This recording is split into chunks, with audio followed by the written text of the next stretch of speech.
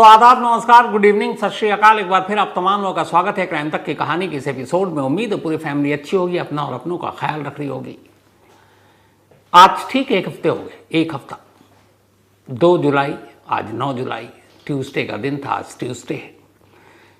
इस एक हफ्ते में अब तक इस सवाल का जवाब नहीं मिला कि 2 जुलाई की दोपहर करीब 1:30 से 2 के दरमियान हाथरस के उस सत्संग वाली जगह पर ऐसा क्या हुआ कि भगदड़ मची और 123 लोग मारे गए। सरकार ने 2 अलग अलग कमेटी बनाई थी। एक यूपी गवर्नमेंट ने एसआईटी बनाई थी, स्पेशल इन्वेस्टिगेटिव टीम, जिसमें 2 लोग थे, और फिर एक जुडिशियल इंक्वायरी कमेटी जिसमें 3 लोग थे, जिसमें एक इलाहाबाद हाई कोर्ट के रिटायर्ड जज और 2 रिटायर्ड आईएएस अफसर। इन दोनों कमेटी की एक कमेटी ने तो पूरी रिपोर्ट आज दे दी और एक कमेटी की रिपोर्ट अभी आनी है, लेकिन उस रिपोर्ट में शुरुआती जो विटनेस थे, जो उनसे बातचीत की, वो चीज़ें सामने आ गई। अब एक सवाल हर एक के जहन में, मुझे मालूम है आप लोगों को कि इस सवाल का जवाब चाहिए कि आखिर 2 जुलाई को ऐसा क्या हुआ। 2 लाख से ज़्यादा, करीब 2 से 2.5 लाख के दरमियान लोग एक ही जगह पर इकट्ठा और कई घंटे से, सुबह से ही बैठे हुए, कुछ तो पहले से आए हैं, शांत। फिर भोले बाबा पहुंचते हैं, पूर्व हवलदार, लगभग 12:25 पर दोपहर के। उसके बाद वो अपना प्रवचन शुरू करते हैं, लगभग 1 घंटा और 5 मिनट तक प्रवचन करते हैं। तब भी भीड़ शांत। घंटों से 2 लाख से ज़्यादा लोग एक ही जगह पर इकट्ठे और बिल्कुल शांत। और फिर आखिर में बाबा जैसे ही प्रवचन खत्म करते हैं, उसके बाद ये भगदड़ मची कैसे, ये अफरा तफरी हुई क्यों, और 123 लोगों की मौत का जिम्मेदार कौन। तो पूरी कहानी आपके सामने है।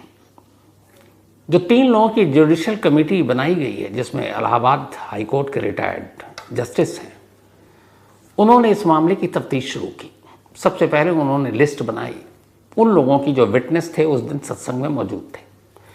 अब जितने लोगों की लिस्ट बनी, अब ये था कि इसमें बहुत सारे ऐसे लोग आ सकते हैं जिनका अपना बाबा से कोई लेना देना हो, या कोई एंटी बाबा हो, या किसी का पॉलिटिकल पार्टी से कनेक्शन हो, या कोई और।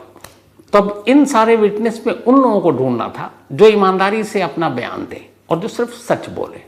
तो बहुत सारे लोगों में शॉर्टलिस्ट किया गया, उनके हर एक के कैरेक्टर को पता किया गया कि इसका किससे इन्फ्लुएंस है, किस पार्टी से है, बाबा का भक्त है, एंटी है। करते करते करते ऐसे कुछ लोगों को शॉर्टलिस्ट किया।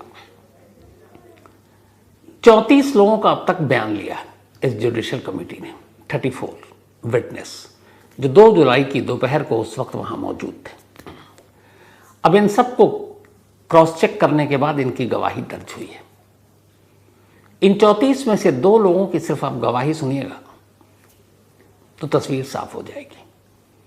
इनमें से एक शख्स जो हाथरस का ही है और इस बाबा का भक्त भी, भोले बाबा का, तो वो वहां पहुंचा बाकायदा उस सत्संग की जगह पर, और बाबा के प्रवचन को पूरे ध्यान से सुन रहा है।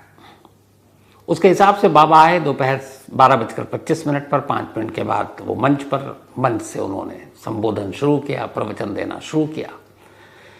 लेकिन उस रोज बहुत तेज उमस वाली गर्मी थी और दोपहर का वक्त, 12 बजे सर पे आज सूरज होता है एकदम। उससे पहले बरसात हो चुकी थी, बारिश के बाद और ज़्यादा उमस हो जाती है क्योंकि बारिश भरपूर नहीं हुई। और फिर सामने लोगों का समंदर, मतलब जहाँ 80,000 होने चाहिए वहाँ उससे 3 गुना लोग ज़्यादा, 2 से 2.5 लाख के दरमियान। तेज उमस, गर्मी, सूरज, सामने लोगों का सैलाब। बाबा को एहसास हो गया था। आमतौर पर वो जब अपना प्रवचन सत्संग में जाते हैं तो 2-2.5 घंटा आराम से निकाल देते हैं, लेकिन उस दिन उन्हें भी मौसम का एहसास हुआ और इस भीड़ को भी कि ज़रूरत से ज़्यादा भीड़ कम जगह पर। तो उन्होंने घंटे भर में अपना प्रवचन निपटा दिया, 1 घंटे में समाप्त किया। 1:35 के आसपास का वक्त था, क्योंकि उस विटनेस के हिसाब से 32-33 या 35 मिनट के करीब वक्त था। बाबा अपना प्रवचन समाप्त कर रहे हैं और प्रवचन समाप्त करने से पहले उन्होंने एक आखिरी लाइन कही, और उस एक आखिरी लाइन के बाद घंटों से, बल्कि पिछले 1-2 दिनों से जो इतने सारे भक्त वहां आकर इकट्ठा थे, शांतिपूर्ण तरीके से बैठे हुए थे, बाबा का प्रवचन सुन रहे थे, पूरा प्रवचन शांति से सुना। उस आखिरी के प्रवचन समाप्ति के वक्त के एक लाइन जो भोले बाबा ने अपने मुंह से भक्तों के लिए कहा, उस एक लाइन को सुनते ही अचानक उस सत्संग स्थल पर अफरा तफरी मच गई। लोग दौड़ पड़े और उसी के बाद भगदड़ मची और 123 लोगों की जान चली गई। अब सवाल यह है कि बाबा ने वो एक लाइन क्या कही? तो जब सत्संग खत्म हुआ और इस बात के सबूत हैं और इंक्वायरी कमेटी के सामने गवाहों की गवाही अब दर्ज हो गई है। सत्संग समाप्त होने के बाद बाबा ने मंच से अपने भक्तों को कहा कि अब सत्संग समाप्त, आप लोग अपने अपने घरों को लौट जाइए और अब आप में से जो भी चाहे मेरे चरणों की धूल ले सकता है। ये कहकर बाबा ने अपना प्रवचन समाप्त किया कि अब आप में से जो भी चाहे आप लोग घर जाएं, लेकिन जो भी चाहता है वो मेरे चरणों की धूल ले सकता है। इतना कहकर उन्होंने माइक छोड़ा, माइक से नीचे उतरे। अब उन्हें वहां से कुछ दूरी तक पैदल चलना है जहां पे उनकी गाड़ियों का काफिला खड़ा हुआ है। अब चरणों की धूल कहां से? चरणों में तो धूल है नहीं। तो चरणों की धूल का मतलब है बाबा जहां जहां कदम रखेंगे उन जगहों पर लोग उस जगह की मिट्टी को उठाएंगे और अपने माथे पर लगाएंगे या हाथ में लेंगे, मुट्ठी में रखेंगे। अब चरणों की गिनती कम है क्योंकि गाड़ी नजदीक है और लोगों का सैलाब। हर शख्स बाबा के चरणों की धूल चाहता है और बाबा खुद ऐलान कर चुके हैं कि अब आप सब चरणों की धूल ले लें। वो एक तरह का उनके लिए प्रसाद था शायद। बाबा के इस ऐलान के बाद अचानक भगदड़ मची कि सबसे पहले कौन चरणों की धूल लेता है। लोगों को, भक्तों को यह भी पता था कि थोड़ी देर में बाबा गाड़ी में बैठ जाएंगे तो चरणों की धूल डायरेक्ट उनके हिस्से में नहीं आएगी, फिर क्या आएगी? इनडायरेक्ट। इनडायरेक्ट मतलब अब बाबा गाड़ी में है तो जिस कार में है उसके नीचे 4 पहिया है, तब वो पहिया गुजरेगी उस कच्ची सड़क से, तो जब पहिया गुजरेगी तो धूल उड़ेंगे और वही धूल को अब लोग बाबा के चरणों की धूल मान लेंगे, माथे पे लगा लेंगे, उनकी सारी परेशानी दूर हो जाएगी। तो बाबा के ऐलान के बाद जो सबसे आगे बैठी हुई भीड़ थी वो तो सबसे पहले पहुंच गई बाबा के पास। बाबा के सेवादारों ने उन्हें घेर लिया। अब बाबा आगे आगे उनके चरणों की धूल लूटने वालों की बीच में अफरा तफरी। इस कदर अफरा तफरी कि अब सेवादारों को भी मुश्किल हुई। उन्होंने किसी तरह से बाबा को वहां से निकाला और थोड़ी ही दूर पर गाड़ी का काफिला गाड़ी के काफिले में बिठा दिया। अब बाबा की गाड़ी चल पड़ी। कच्ची सड़क है लेकिन उस रास्ते में भी भक्त है, भक्त बेतहाशा थे। तो अब वहां पे भी गाड़ी की रफ्तार कम। जो लोग डायरेक्ट चरणों से धूल नहीं उठा पाए अब वो बाबा की गाड़ी के पीछे लपकते हैं। गाड़ी चल रही है। गाड़ी जब चल रही है तो उसके टायर के नीचे जो टायर के निशान थे, उस निशान की जो मिट्टी थी, लोग अब उस टायर के निशान की मिट्टी को उठाने के लिए लपके। और जो लोग दूर थे उस गाड़ी से जो उड़ती हुई धूल थी उसको हवा में यूं पकड़ने की कोशिश करके कि इतनी ही धूल आ गई है, हमारी मन्नत पूरी हो गई, वो उसके लिए भी लपके। तो जब चरणों की धूल, गाड़ी से उड़ती धूल, इन सब को लपकने के लिए लोगों में होड़ मची तो वो उस काफिले की तरफ दौड़े। अब धूल उठाने के लिए बहुत सारे लोग झुके। जो झुके पीछे से रेला आया, उसने धक्का मारा, वो गिर पड़े। उन्हें कोई मतलब नहीं। उस गिरे हुए इंसान पर भी वो अपने पैरों से रौंदते हुए सब आगे बढ़ रहे हैं क्योंकि गाड़ी का काफिला आगे बढ़ रहा है। और इस तरीके से इस भगदड़ की शुरुआत हुई। इस गवाह ने कमेटी के सामने कहा कि यह हादसा रोका जा सकता था और ये उसी वक्त रुक सकता था। सिर्फ 2 चीज़। पहले अगर बाबा ये ऐलान न करते अपने उसके सत्संग की समाप्ति पर कि अब मेरे चरणों की धूल आप ले सकते हो, तो भीड़ पीछे नहीं आती। दूसरा, अगर भीड़ आ भी गई तब भी रुक सकती थी क्योंकि बाबा ने जैसे ही कहा अचानक भीड़ खड़ी हो गई थी और वो बाबा की तरफ लपकने जा रही थी और बाबा ने देख लिया था, उन्हें एहसास हो गया था कि अब ये भीड़ भागेगी। और उस वक्त तक उनके पास माइक करीब था।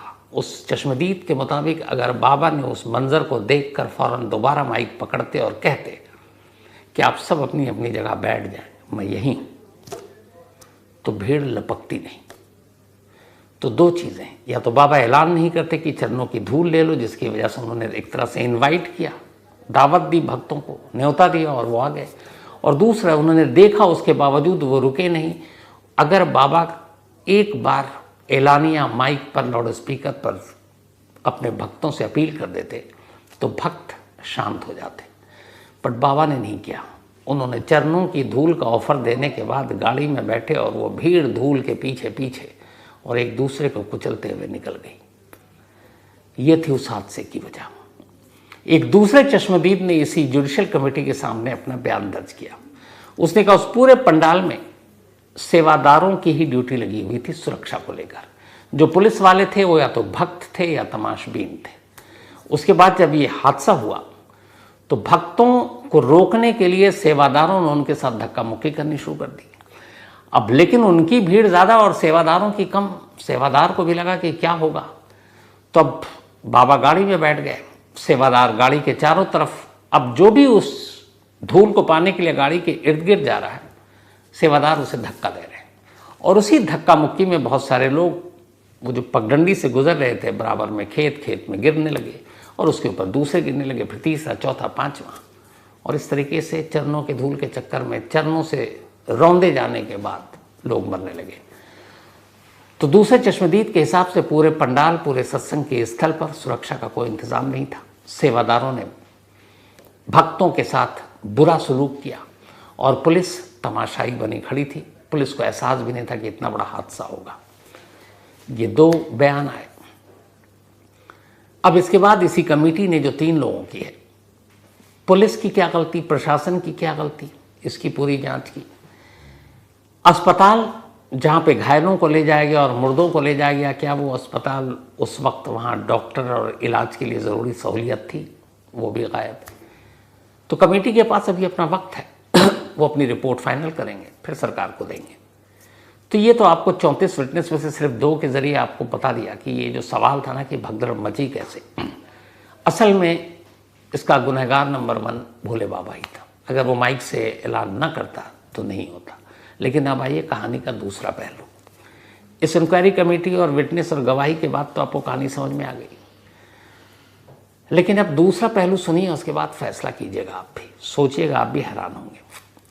अब एक दूसरी इंक्वायरी कमेटी बैठाई थी यूपी सरकार ने, उसका नाम है SIT की टीम, स्पेशल इन्वेस्टिगेटिव टीम। 2 लोगों की थी। इन्होंने अपनी इंक्वायरी की और आज यूपी गवर्नमेंट को अपनी रिपोर्ट दे दी। गजब रिपोर्ट है इनकी।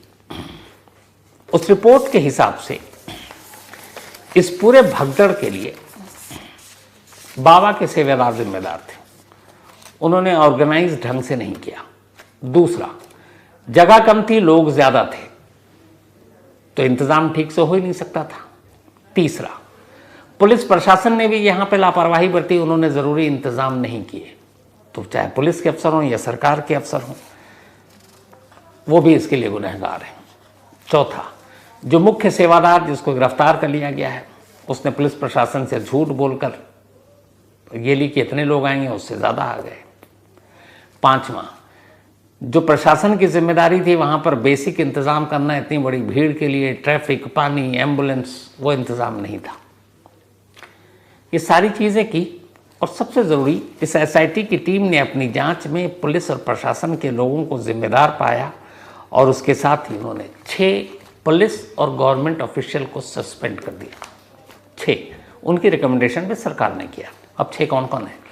एक वही SDM है इसी सिकंदरा राव गांव के, जिस SDM की मैंने आपको पहली जो रिपोर्ट अपने DM को भेजी थी, वो आपको मैंने पिछली कहानी में बताया था। तो वो सिकंदरा राव के SDM ने कहा था कि मैं खुद उस जगह मौजूद था उस दिन सत्संग में। तो उनके ऊपर पहली गाज गिरी कि आपने कुछ नहीं किया, तो SDM साहब नप गए। दूसरे जो हैं SDM के अलावा सर्किल अफसर, जो इंस्पेक्टर वहाँ का मेन पुलिस अफसर, पूरे सर्किल का जो इंचार्ज, उस यूपी पुलिस के अफसर को निपटा लिया गया। तीसरे जो है वहाँ के, इस जहाँ पे ये फंक्शन हुआ जो सत्संग, वहाँ 2 पुलिस चौकी लगती है, उन दोनों चौकी के दोनों चौकी इंचार्ज को सस्पेंड कर दिया गया। इस इलाके के तहसीलदार को सस्पेंड कर दिया गया। इस इलाके का जो पुलिस स्टेशन लगता है उसके थाना अध्यक्ष यानी SHO स्टेशन हाउस ऑफिसर जो है, उसको सस्पेंड कर दिया गया। कुल 6 लोगों को सस्पेंड किया गया। सेवादारों को जिम्मेदार ठहराया गया, गवर्नमेंट ऑफिशियल को कुछ और जिम्मेदार ठहराया गया और सरकार से कहा गया कि अब आप कार्रवाई कीजिए। लेकिन कमाल ये है कि SIT की इस पूरी रिपोर्ट में भोले बाबा का कोई जिक्र नहीं। और एक बड़ी अच्छी लाइन इस SIT की रिपोर्ट में है, उसी से आपको इशारा मिल जाएगा कि यह केस कहाँ जाएगा। 2 दिन पहले एपी सिंह को तो आप जानते ही हैं, अपने निर्भया केस से लेकर सीमा हैदर, सारे दुखियारों के पालनहार, सुप्रीम कोर्ट के वकील, तो वो भोले बाबा के वकील वही है। उन्होंने एक प्रेस कॉन्फ्रेंस की। एक प्रेस कॉन्फ्रेंस में करते करते उन्होंने एक वो उठाया स्प्रे, चाहे वो शायद रूम फ्रेशनर था या क्या था, और उन्होंने उसका डेमो दिया। और उन्होंने कहा कि उस दिन सत्संग के दौरान कुछ साजिश के तहत लोग भीड़ में शामिल हुए और उन्होंने ये जहरीला स्प्रे भक्तों पर मारा, और इस स्प्रे से लोगों को सांस लेने में दिक्कत होने लगी, और जब दिक्कत होने लगी तो वो बेहोश होने लगे, जब वो गिरे तो भगदड़ मच गई, फिर उसी में ये हादसा हो गया। ये उनका बयान था। और उन्होंने कहा, ये एपी सिंह ने, भोले बाबा की तरफ से, कि इस मामले में किसी की साजिश है। ये भगदड़ चरणों की धूल की वजह से नहीं हुई, जानबूझ के कुछ शरारती तत्वों ने वहां घुस कर ये भगदड़ करवाई। भोले बाबा 7 दिन हो गए सामने नहीं आए, बस एक बयान दिया उन्होंने एक न्यूज़ एजेंसी के थ्रू, वो इंटरव्यू भी नहीं, एक बयान है, और उन्होंने भी कहा है कि इसमें जो भी है वो बख्शा नहीं जाएगा, और साजिश की तरफ वो भी इशारा कर रहे हैं। तो वकील साहब ने साजिश का इशारा कर दिया, एपी सिंह ने, बाबा भी यही कह रहे हैं, भगदड़ और चरणों की धूल नहीं मान रहे हैं। और कमाल देखिए कि इस एसआईटी की जो रिपोर्ट है, जिसमें सरकारी अफसर, पुलिस प्रशासन, सेवादार, इन सबको जिम्मेदार माना गया, पर साथ में एक पॉइंट और कहा गया कि इस भगदड़ के पीछे किसी साजिश की बात से भी इनकार नहीं किया जा सकता। लेकिन जो सरकारी अफसर हैं, पुलिस वाले हैं, या हम जैसे क्राइम रिपोर्टर हैं, हमें इन लाइनों का मतलब पता है। एसआईटी की रिपोर्ट में सबको जिम्मेदार, कसूरवार साबित करते करते, और ये एक लाइन लिखना कि इस भगदड़ के पीछे साजिश से भी इनकार नहीं किया जा सकता है, एपी सिंह और बाबा ने जो कहा है, ये उसी लाइन पर मामला चला गया। अब हो सकता है ये कहा जाए आगे चलकर कि भगदड़ चरणों की धूल की वजह से नहीं हुई, भोले बाबा भोले थे, ये किसी ने पैनिक फैलाया, किसी ने ये स्प्रे किया और उसकी वजह से भगदड़ मची। अब वो कौन लोग हैं, पकड़े जाएंगे, क्या होगा मालूम नहीं, लेकिन एक तरह से ये लाइन कहकर इस पूरे केस को कहीं और ले जाने की कोशिश और शुरुआत अभी से हो गई। और सबसे बड़ी बात ये कि इस एसआईटी की रिपोर्ट में एक तरह से भोले बाबा को क्लीन चिट दे दी गई है। उनका कोई जिक्र नहीं, उनका कहीं नाम नहीं, उनको लेकर कहीं उंगली नहीं उठाई गई, उनको लेकर कहीं ये नहीं कहा गया कि शायद बाबा की वजह से ये सब हुआ है। मतलब आनन फानन में जांच एसआईटी की रिपोर्ट भी दे दी गई, 6 सरकारी अफसरों को सस्पेंड भी कर दिया गया, उनके ऊपर गाज गिरा दिया गया, क्योंकि बेचारे सबसे कमज़ोर लोग वही हैं, एसडीएम और ये लोग। डीएम के खिलाफ भी कोई कार्रवाई नहीं हुई, बेचारा एसडीएम, वो जो सीओ, मतलब एसएसपी बच गए, वो चौकी इंचार्ज, थाना अध्यक्ष और आपके क्या कहते हैं तहसीलदार, इन लोगों को निपटा दिया गया, क्योंकि कुछ तो दिखाना है कि हमने एक्शन लिया है। बड़े बड़े लोग कहाँ हैं? और ये एसआईटी की रिपोर्ट, जिसमें हिम्मत ही नहीं हुई कि कहीं पे भी ये कहें कि हाँ बाकी और पहलू पे भी आगे भी जांच होनी चाहिए, ये भी एसआईटी ने रिकमेंड किया है, पर ये नहीं कहा कि भोले बाबा के रोल की भी जांच होनी चाहिए। भोले बाबा का कोई जिक्र नहीं, एक तरह से क्लीन चिट। अब तक पिछले 2 जुलाई से आज 9 जुलाई तक की आप सिलसिलेवार कहानी उठा के देखिए, चाहे वो, उसमें तमाम राजनीति हो रही है। अब कमाल देखिए, अक्रॉस द पार्टी, यही खूबसूरती है कि पहले होता था एक पार्टी दूसरे पार्टी का गिरबान पकड़ रही है, तुम्हारा तुम बचा रहे हो ना। वो चाहे मुख्यमंत्री योगी आदित्यनाथ या फिर उनके विपक्ष के सबसे बड़े नेता, उनके सामने इस वक्त यूपी में अखिलेश यादव हों, या फिर बहुजन समाजवादी पार्टी के नेता हों मायावती, या फिर कांग्रेस पार्टी हो, कोई भी, किसी भी नेता की जुबान पर पिछले 7 दिनों से भोले बाबा का नाम एक बार भी नहीं आया। हर कोई कह रहा है कि ये गलती है, ये ऐसे हो गया, सरकार को भी घेर रहे हैं, सब कर रहे हैं बातें, लेकिन क्या मजाल जो एक भी बड़े नेता, बड़े क्या छोड़िए छोटे नेता की जुबान पर एक बार भोले बाबा का नाम आए। अब मैं भी इस बारे में बड़ा हैरान, कम से कम पुलिस वाले तो कहते हैं यार इतना दबाव है, चलो कम से कम उठा के पूछताछ तो कर लो। 7 दिन हो गए, अभी तक पूछताछ भी नहीं हुई है। जितने बड़े बड़े अफसर हैं एक बार भी नाम नहीं लिया। ये भी नहीं कहते हैं जब ज़रूरत होगी तो हम बुला के पूछताछ कर लेंगे। जो जुडिशल कमेटी है उनका भी जो बयान है जस्टिस साहब का कि ज़रूरत पड़ेगी तो हम बुलाएंगे, एसआईटी ने तो पूछताछ ही नहीं की है। और नाम किसी की ज़ुबान पर नहीं। अब इस नाम का रहस्य क्या है ऐसा? भोले बाबा में भी कोई नाम नहीं ले रहा, सब डर रहा है, बातें सब कर रहे हैं। और चाहे वो सरकार में हो या विपक्ष हो, कमाल की बात है नाम को लेकर सब एक है कि नाम नहीं लेना भोले बाबा का। जानते हैं वजह क्या है? वही हमारे देश में कास्ट और पॉलिटिक्स। बाबा जिस बिरादरी से आते हैं वहां एक बड़ा वोट बैंक, दलितों का वोट बैंक, और बाबा के भक्त एक बड़ी तादाद में है। तो अगर कोई नाम लेता है कोई पार्टी, तो चुनाव में उसका खामियाजा भुगतने का उन्हें डर है। इसीलिए कोई भी भोले बाबा का नाम लेकर उनकी बिरादरी के वोटर को नाराज नहीं करना चाहता। और इसके लिए 123 लोगों की जान गई, कोई फर्क नहीं पड़ता है, कुछ और लोगों को बलि का बकरा बना दो। अब तक इस मामले में 11 लोगों को यूपी पुलिस ने गिरफ्तार किया है, जिसमें मुख्य सेवादार जो 1 लाख का इनामी था उसने तो खैर खुद सरेंडर किया उसने, लेकिन उसके अलावा और 10 लोगों को, अब तक 11 लोगों को गिरफ्तार कर चुकी है पुलिस। केस का तमाशा कैसे बनता है आपको बताता हूं। 11 लोगों को गिरफ्तार किया है, इनमें से 10 वो हैं जिनका नाम एफआईआर में है ही नहीं। तो 10 उन लोगों को पकड़ लिया है जिनका नाम एफआईआर में नहीं है, और जिनका नाम एफआईआर में लिखा ही नहीं गया है शुरू से, उनका भी नहीं लिखा गया, ना आगे लिखा जाएगा। तो कुछ चेले चपाटियों पे इधर उधर गाज गिर जाएगी, बाकी खत्म हो जाएगा। क्योंकि जिन लोगों को आवाज़ उठानी है, जिनको इंसाफ की बात करनी थी, चाहे वो सरकार हो या विपक्ष हो, उन सब के होंठ सिल जाते हैं जब बात भोले बाबा के नाम की आती है। तो ये थी आज की कहानी खत्म करूं उससे पहले वही अपना सिलसिला। आज साहिब जीत सिंह जी का जन्मदिन है, तो हैप्पी बर्थडे साहिब जीत सिंह जी। और ये भेजा है करमजीत सिंह ने, करमजीत जी के बेटे हैं साहिब जीत। साथ ही आज दीप्ति मौर्य, इनकी सिस्टर इन लॉ का भी आज बर्थडे है। नाम इन्होंने भेजा नहीं, पर कोई बात नहीं, दीप्ति जी आप उनको विश कर दीजिएगा, अपनी सिस्टर इन लॉ को। साथ ही तानिया गुज्जर, इनका भी आज जन्मदिन है, हैप्पी बर्थडे तानिया। और ये भेजा है हंसराज गुज्जर और उद्दम गुज्जर ने। इसके अलावा आज सानिया बामनी और देवी सिंह भाटी, इन दोनों की मैरिज एनिवर्सरी है, तो आप दोनों को बहुत बहुत बधाई, सानिया जी और देवी जी। भेजा ओम प्रकाश स्वामी ने है। विपुल शुक्ला, इन्होंने कहानी की फरमाइश की। इसके अलावा Pramod Kumar, thank you so much. Tushar Ghauri, इन्होंने कहानी की फरमाइश की है। तो कहानी में आज इतना ही। अब आपसे मुलाकात होगी कल रात 9 बजे किसी नई कहानी के साथ। तब तक अपना और अपनों का ख्याल रखिएगा। Thank you very much.